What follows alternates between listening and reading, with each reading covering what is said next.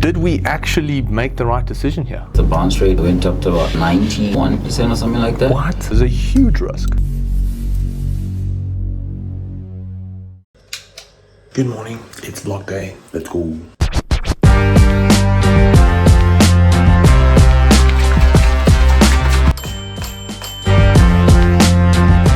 Way to gym. It is 13 minutes to 5. Let's go.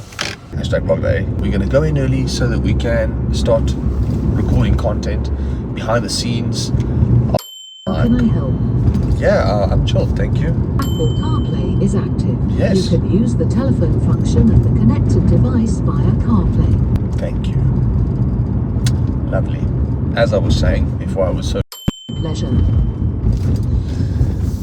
Alright, anyway, so vlog day. Apple CarPlay is active. Yep. You can use the telephone function of the connected device via CarPlay. That is wonderful. Thank you, Mercedes. Can you go away now?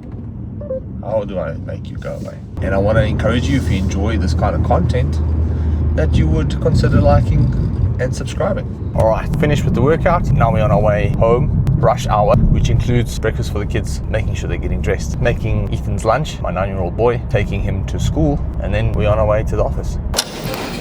We good? Hey, my brother. Are you well? It was a nice sound there. Who are you and what is your role? I'm Derek. I am the project manager at V8 Capital. Anything more? No, that's about it. What do you do for Jandre? I help Jandre with managing the businesses, making sure everything in the background runs smoothly, make sure we actually make money, and if something goes wrong, that we can actually fix it. Mr. W, Johan is ready, recording, vlogging, hitting it up. Looking good. Thanks, man. I appreciate it. Are you on a call? What's up, my guy? Good on you? Yeah, on a call. Look, we've actually made a lot of good relations over the last year. I'm sure you know the guys that do the logistics side of it. When it comes to e-commerce brands, they help with fulfillment, finding you the right delivery companies, couriers, and getting you the best rates. Everybody's on calls. I think we should definitely add the order fast track that you can toggle on there. I think it's an easy way for people to just get the order faster, and obviously we can see that it works for, so it's definitely something we can incorporate. Anyway, how's it? Ready for the day? Yes, sir. Where's your laptop at? My wife is bringing it. I forgot it at home. Does Jandre forget things? I need to get a haircut today, so I don't know how we're going to vlog that. And then we're going to have a roundtable conversation around all the V8 Cap brands we can include, just to see how things are going there. And then there's actually a couple of opportunities that's on the table. I think there's 3 or 4 businesses that we're looking at that we might invest in or be a part of. So we can maybe include that too. So I hope you guys enjoy it. No, it's not working. Wait, it is working. There we go.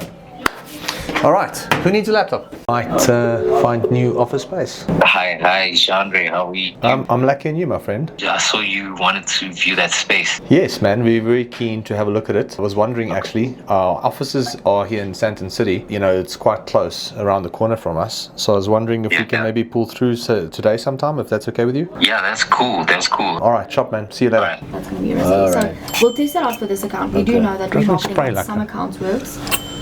Remarketing on others don't, but we'll just see. Why, when I... Are you trying to get your focus on? That's 2. You're only limited to 4. Bro, how many have you just had now? Super focused.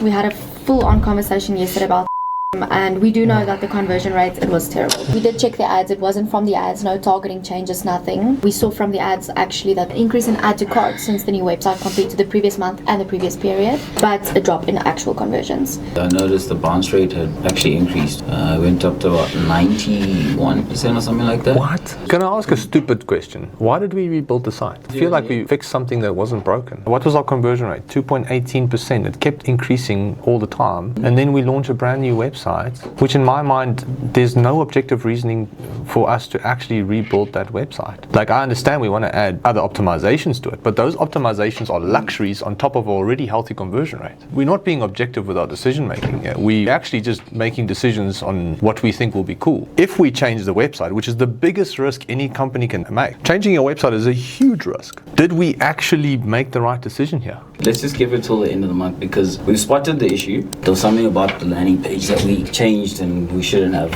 overhauled it to that extent. It's unfortunate that these things happen, but at the same time, as we know, challenges happen for a reason. Let's learn from it and grow from it. It's the only way we're going to get better. We can talk about I mean, look at that. Yay! What's Mr. D doing there? What we're doing there is just very much focused on checking every single day which creative is performing and which not, and just slotting them out. Did we explain to them what my reasoning was last week about the algorithm? Facebook runs pockets, as we know, and there's obviously specific audiences in those pockets. What I've noticed, this is theory really, but it made a huge difference. The CPM was literally the same on the ad campaigns. The frequency, that was also the same. The ads all of a sudden tanked. If you had to think about it, if the CPMs are the same, the frequency is the same, the landing page view cost is the same, why would the ad stop working? If it was ad fatigue, frequency would go up. If it was targeting that small audience with a high budget, CPM would go up. And landing page views would go up as well then. All of these metrics stayed the same, but the ads just randomly dropped. My theory was, because Facebook works in pockets, it sends the traffic to one pocket, it squeezes out all the juice it can from that one pocket, then it moves on to another pocket, the algorithm. Technically a new test. So this second pocket was just low quality traffic. And the reason I asked that is because we're running broad targeting. So it's not like we were targeting a very narrow group of people. This is just theory. I don't know. This is my hypothesis. And when we changed the ads, Facebook had to relaunch that campaign. And these people who got tired of that same ad now saw brand new ads, and then it started converting again. So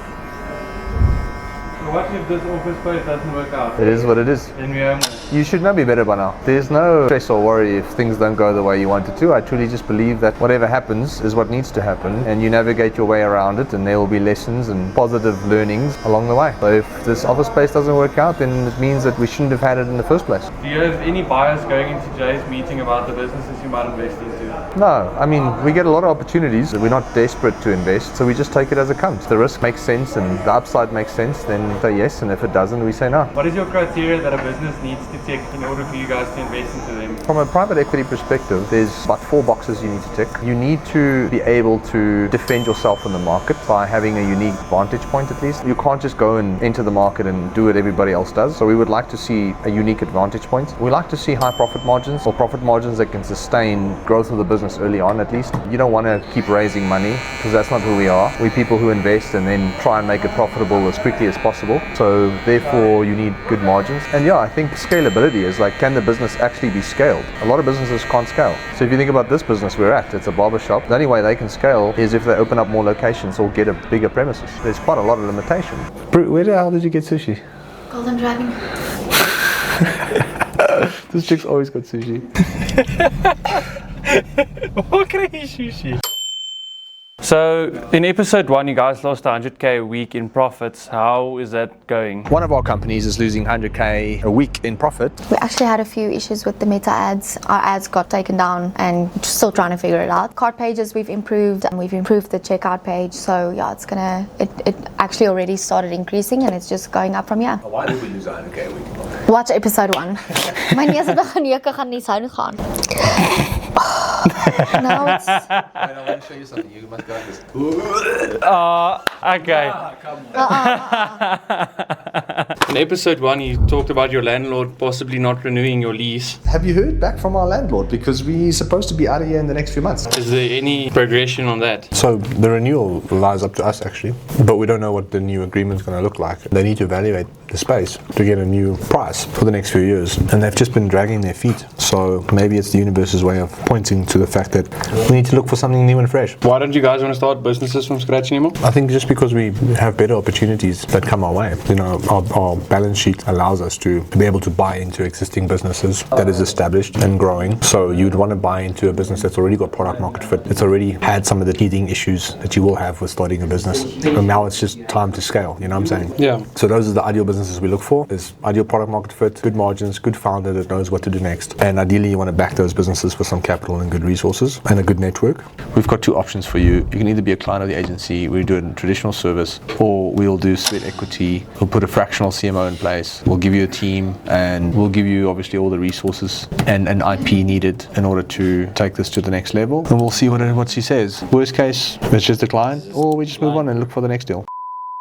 We've touched on before, and initially we wanted 25% of this business, and obviously it's going to be a high risk business. The amount of risk that we're going to take won't be as much. However, the amount of time it would have taken from me, because the founder wants me to be a part of it, like he wants me to oversee everything, and that's fine. One thing I actually liked about them as well is you don't know what you're going to get at the dealership. And this is what they help you with. So they literally get you some sort of mechanic or someone that knows cars, and you can actually hire them like I think $1,000 or something like that, and they can go with you to go and look at cars. To tell wow. you, hey, this is what's problem. This is wrong. This is wrong. This is wrong. Be a voice for the people that are struggling with whatever dealership. So he's very strong on brand, and I've noticed him a lot. Let's act as fractional CMOs and just take 10%, which because I feel like that's where the time and energy we need to put in will allow us to mitigate the risk of this not working, but still have the upside if it did work. Like I feel that's where the risk-reward ratio makes sense. I think the thing for Zeta is where we as marketers come in is the trust part. Because if you look at like or something, like it's the most important part of a business like this, the reputation. So I think that's where we will have the biggest leverage for this specifically. The last one is, so guys, I think you're going to love this. I don't know, this is obviously very early days, but I think there's some cool opportunity there. Nonetheless, that's something that we can partner and like maybe even share with our current clients. Well, that's what he said. Like he would ideally want us to be a contact point for these big brands, just as next steps, if there are any questions. So we're just going to put on ice. I mean, let's see what she says. This one I will push for and see if we can get a next step going there. And then I'll make the proposal for 10%. Okay, cool. Network wasn't great. If I'm looking at this correctly, it says here the brands would need to move over together. Am I understanding correctly that we would essentially need to coordinate and manage 3 companies? I think my next steps, if I was you, is first to convince him that, look, you're not going to be liaising with 3 different brands independently. Some way, somehow we'll make it work, and there will be a coordinator, like whether it's someone on our team. I don't think it's the end of the world. Sweet, my man. Naka chatting to you. Much love, man. Bye, bye, bye, bye. Shout out to Doofcake. I've just registered to vote here in South Africa, but as of right now, when I go to the polls to vote, I'm voting for Pete, bro. The slung comes out just to say, chill, my bro, I'm just here to take some wood.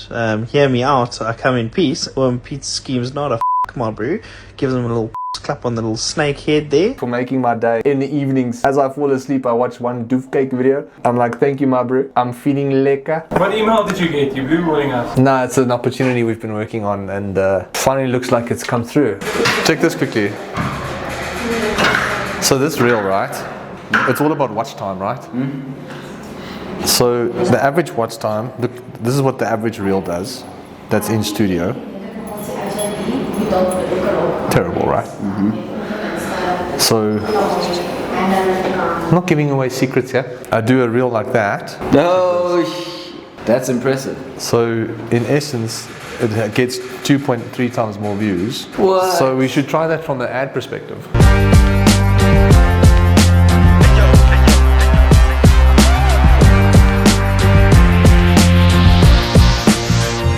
There we go. Right at the top, I would love it. How much they pay? So risky. Hi, Jandre. It's on the inside of the building. It's on the what? On the inside of the building. I would hope it's in the inside of the building. Cool, I'll see you now. Thanks, man. This is 24 Central. A whole boardroom.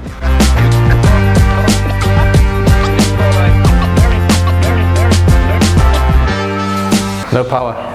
We have a good deal now. So it's like we don't have to move. It boils down to that if it makes financial sense to move, let's do it. All right, well, let's see what happens. Don't worry. Nice to meet you, my friend. Cool, man. Yeah, I mean, I love it. I love the flooring. I love the modern design. Cool. Thank you very much for coming through. Thank you, my friend. Thank you all so the best much for you, your eh? time. Just time for something new, I think. You're tired and you want to chill and stress, go have a beer. Something Love new. moving. Yeah. Love change. Yeah.